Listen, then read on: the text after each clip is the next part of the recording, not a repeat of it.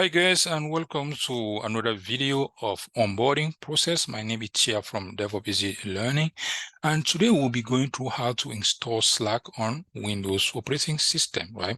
As when our students are basically going through the program, we also make sure that we have a communication tool out there that they can use, similar to what we are doing at work.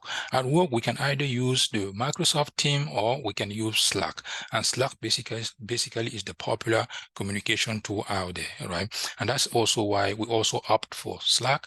And when we onboard our student, we make sure that they have Slack installed on their phone and also Slack installed on their computer. And we basically invite all of them to go ahead and join Slack, right?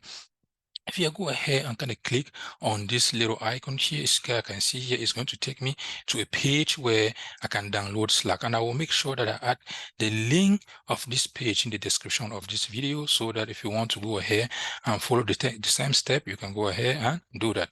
As you can see, I can go ahead and hit the download button.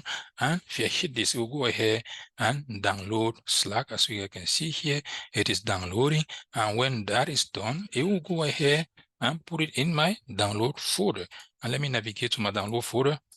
And right here, if you click on download, as you can see here, I have Slack here, and I can go ahead and double click on it. It will prompt me, do you really want to do this?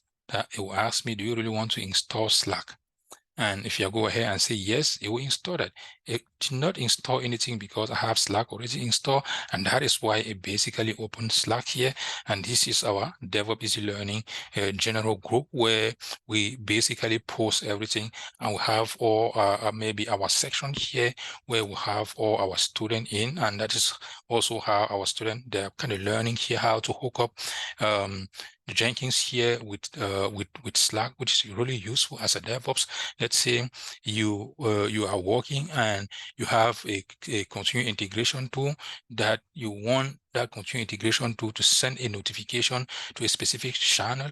You can go ahead and hook it up with Slack, and it's going to do just that, right? And this is basically how we communicate with our student. We use Slack. We don't just use WhatsApp or Telegram, but we're trying to make sure that we kind of use this tool, because that is what they are also going to use when they start working, right? And that's it for this video, guys. If you like this video, please let me know in the comment below.